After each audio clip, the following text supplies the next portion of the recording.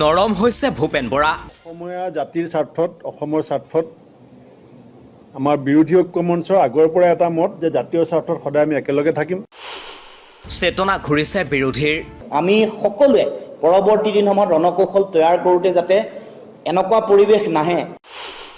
পৰিহাৰ একলাচল নীতি বিজেপিক প্ৰতিহত কৰাৰ উদ্দেশ্যে অক্ষুণ্ণ থাকিব মিত্ৰতা।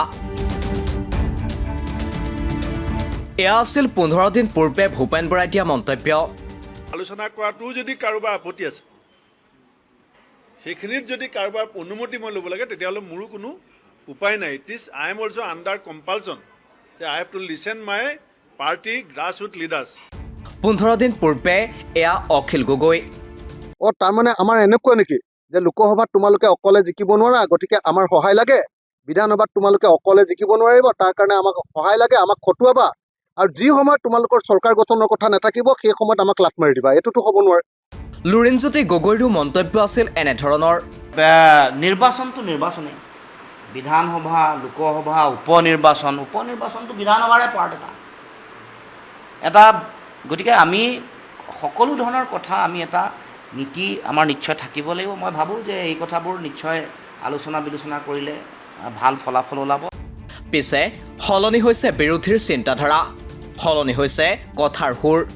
15 দিন পাছত ভূপেন বৰাৰ ঘোষণা, জাতীয় স্বাৰ্থত অক্ষুণ্ণ থাকিব মিত্ৰতা।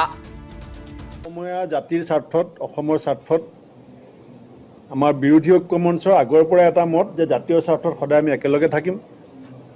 গতিকে আহি থকা সময়ত ৰাজ্যখনৰ বিভিন্ন জ্বলন্ত সমস্যাক লৈ আমাৰ ৰাজ্য চৰকাৰখনৰ বিভিন্ন যিবিলাক অপকৰ্ম, জনবিৰোধী নীতি, সেইবিলাকৰ ক্ষেত্ৰত আমি বিৰোধী ঐক্য মঞ্চই কি ধৰণৰ ভূমিকা ল'ম সেই সম্পৰ্কত আলোচনা হ'ব। লগতে আমাৰ বিভিন্ন নেতাসকলৰ দিহা পৰামৰ্শ থাকিব। লোকসভা নিৰ্বাচনৰ পাছত প্ৰথমবাৰলৈ ঐক্যবদ্ধ হ'ল বিৰোধী ঐক্য মঞ্চৰ নেতৃত্ব। মহানগৰীৰ হোটেল গ্ৰীণউডত অনুষ্ঠিত হ'ল বিৰোধী ঐক্য মঞ্চৰ বৈঠক। উপনিৰ্বাচনক কেন্দ্ৰ কৰি সৃষ্টি হোৱা সংঘাতৰ মাজতে গুৰুত্বপূৰ্ণ হিচাপে বিবেচিত হৈছে এই বৈঠক সমাপ্ত কৰি ঐক্য মঞ্চৰ সাধাৰণ সম্পাদক লুৰিণজ্যোতি গগৈৰ ঘোষণা।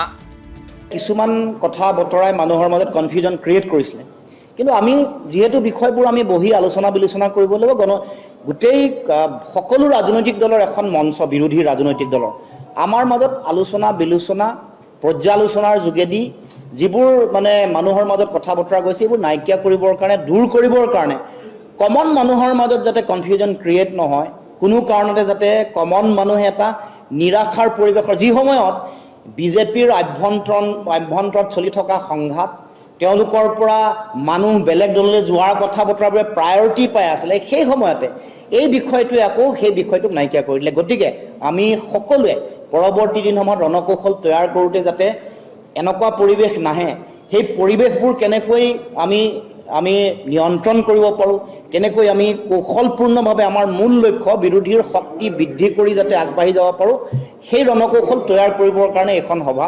এটা কথা ক'ব পাৰোঁ যে যিহেতু বিজেপিক আমি পৰাভূত কৰিব লাগে, তাৰ কাৰণে এইটো সকলোৱে বুজি পায় যে এতিয়া অকলে অকলে যুঁজ দিয়াৰ শক্তি, অকলে অকলে যুঁজ দিয়াৰ পৰিৱেশ এতিয়া নাই। দেওবাৰে অনুষ্ঠিত বিৰোধীৰ বৈঠকত অংশ লয় 18টাকৈ বিৰোধী ৰাজনৈতিক দলৰ নেতৃত্বই। বিৰোধীৰ শেহতীয়া সংঘাতৰ পাছতেই সন্দেহ সৃষ্টি হৈছিল বিৰোধী ঐক্য মঞ্চৰ স্থায়িত্বক লৈ। কিন্তু সংঘাতৰ মাজতে পুনৰবাৰ বৈঠকত মিলিত হৈ বিৰোধী ঐক্য মঞ্চই ক'লে, বিজেপিক পৰাভূত কৰাৰ স্বাৰ্থত অক্ষুণ্ণ থাকিবই মিত্ৰতা। এই পটভূমিত বিজেপিক, যিহেতু আমি বিজেপিক প্ৰধান শত্ৰু বুলি গণ্য কৰোঁ, গতিকে তেওঁলোকক প্ৰতিহত কৰাৰ স্বাৰ্থত বিৰোধী ঐক্যক কেনেকৈ শক্তিশালী কৰিব পাৰি আৰু কি কৌশলেৰে আমি আগুৱাব পাৰোঁ, সেই কথাবোৰ আলোচনা কৰিবৰ কাৰণে আজি এই বৈঠকৰ আয়োজন কৰা হৈছে। মুখ্যমন্ত্ৰীৰ কথা ক'বলৈ গ'লে মোৰ গা চা কঁপি উঠে, কাৰণ তেওঁ এতিয়া মুখ্যমন্ত্ৰী নামত কিন্তু প্ৰচাৰ মন্ত্ৰী আচলতে। উল্লেখ্য যে আগন্তুক উপনিৰ্বাচনত কংগ্ৰেছে 5খন আসনত অকলেই প্ৰাৰ্থিত্ব প্ৰদান কৰিব বুলি ভূপেন বৰাই দিয়া ঘোষণাৰ পাছতেই ফাট মেলিছিল বিৰোধী ঐক্যত ভূপেন বৰাৰ ঘোষণাৰ বিৰোধিতা কৰিছিল অখিল গগৈ লুৰিণজ্যোতি গগৈকে ধৰি অন্যান্য বিৰোধী মহলে বিৰোধীৰ মাজত সংঘাত তুংগত থকাৰ মাজতে ৰাইজৰ দলে উপনিৰ্বাচন সন্দৰ্ভত এক বিশেষ প্ৰস্তাৱ প্ৰেৰণ কৰিছিল বিৰোধী ঐক্যমঞ্চলৈ সেই প্ৰস্তাৱৰ পাছত দেওবাৰে প্ৰথমবাৰলৈ বৈঠকত মিলিত হ'ল বিৰোধী শিবিৰ বৈঠকতে আলোচনা চলিল বিৰোধীৰ আগন্তুক ৰণনীতি সন্দৰ্ভত অৱশ্যে বিৰোধী ঐক্যৰ পৰৱৰ্তী গতিবিধি কেনে হয় সেয়াও লক্ষণীয় হ'ব news desk report the cross current